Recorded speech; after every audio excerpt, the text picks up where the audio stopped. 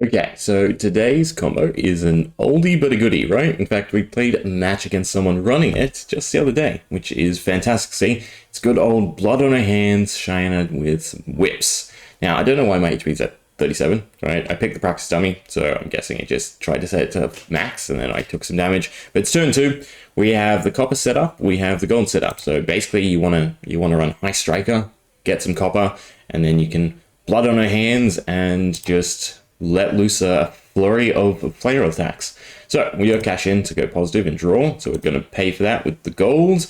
Hopefully draw the last pieces. Perfect. So we have the upper limit of buff, right? You could probably squeeze in another Steelblade Supremacy, but it gets a little bit tricky, right? We have Mage Master Tome, just again, a little bit extra draw to try and make sure I get the combo pieces. But we can double Luminar's Ascension, which has go again, right? It gives both weapons a +1. We don't really care about the other effect. We don't run light cards, so that's simple enough, right? So we can do that.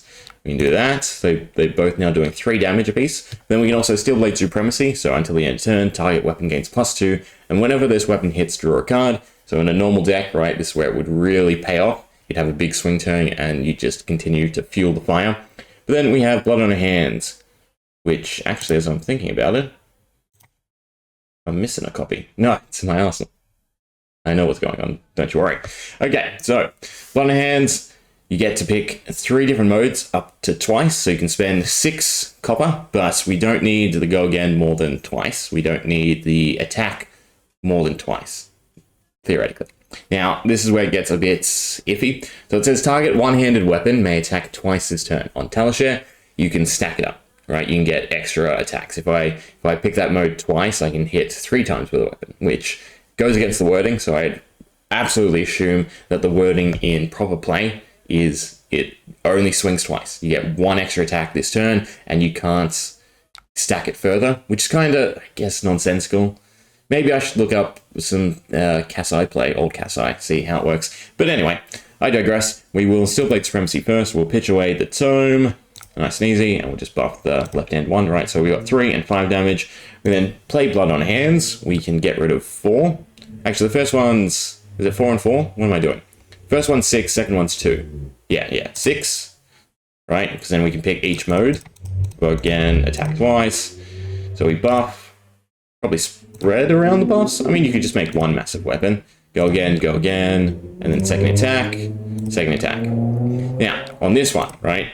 I'm just going to pick the buffs, but just to show you, right? I can go attack twice.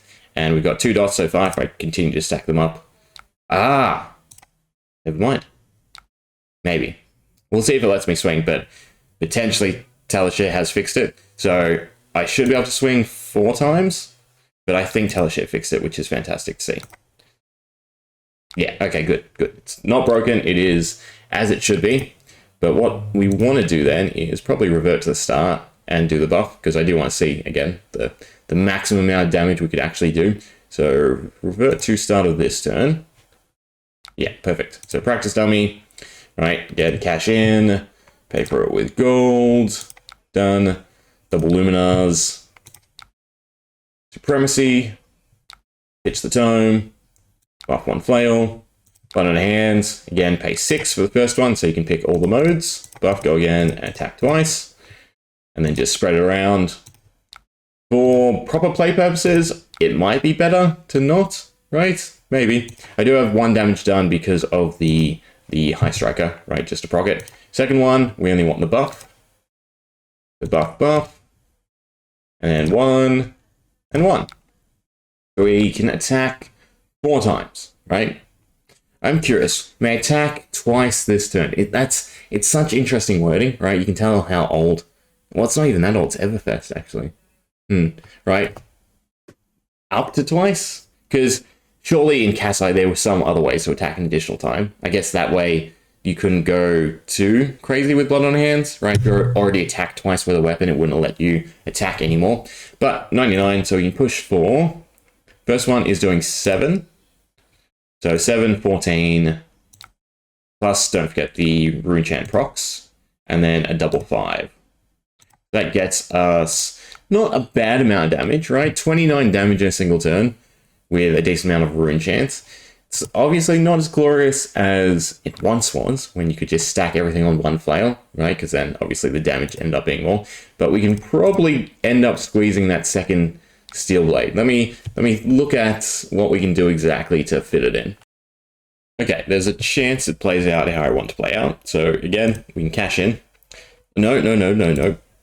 We're running a few different things. We have Amulet of Echoes, which is actually some pretty interesting deck tech in almost all the combo builds that I've been running, right? So it's destroy this, target hero discards 2 cards. Activate this ability only if they've played 2 or more cards with the same name this turn.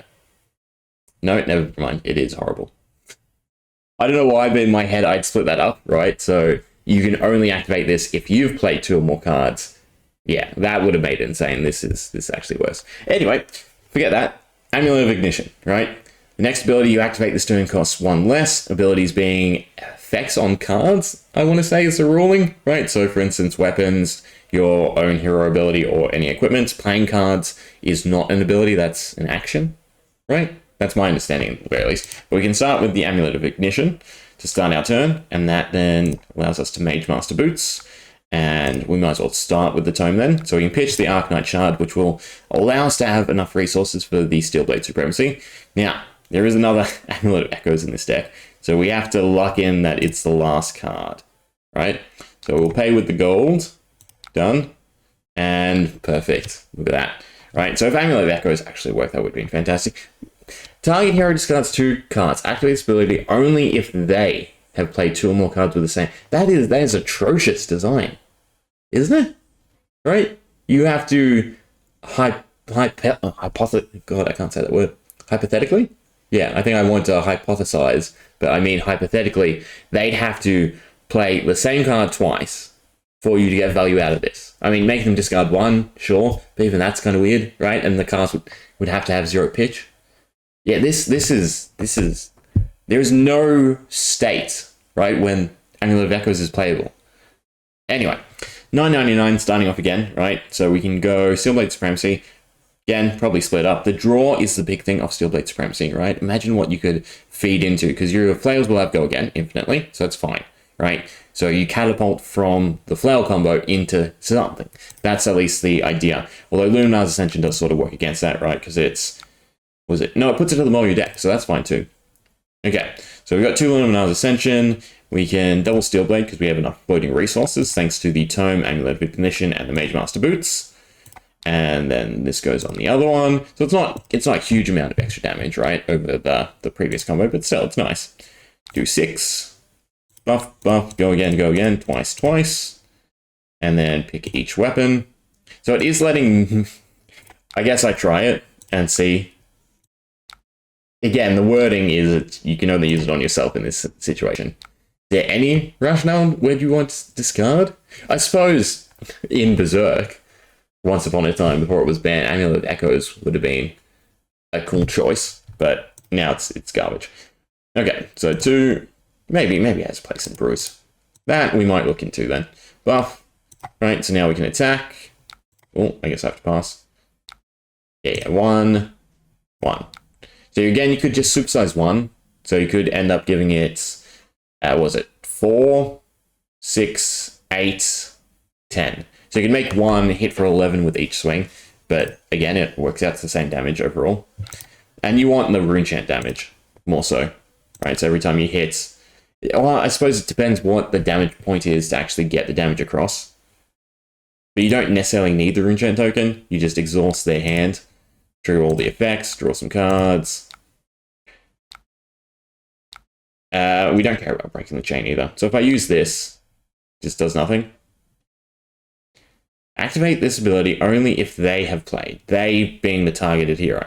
Yeah, so I guess it didn't even work on us. It's never seen play, so Talashare's never actually coded it either. Anyway, another flail for another 7. Then another flail.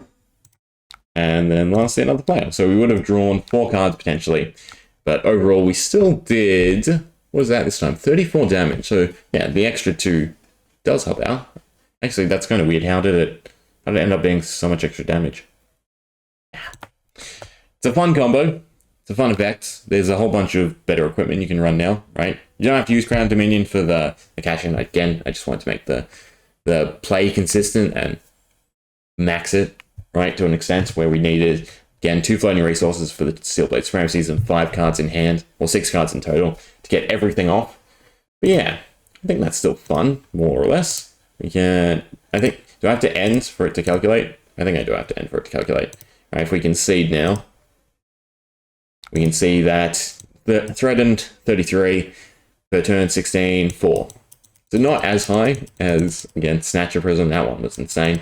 And even Fine Like Melody. I'm bummed about Amulet of Echoes. I was so excited about sticking that in the Melody deck. But no, it is not good. Again, if it was you play 2 or more, then they discard, sure, that would be perfect for every single combo deck. But yeah, I guess its only place was in Brutes, and it was designed to try and make that discard more consistent before they ended up going with like the new KO design and whatnot. Anyway, there you go. Blood on Hands, Shiyana. Fun combo nonetheless. Hope you enjoy.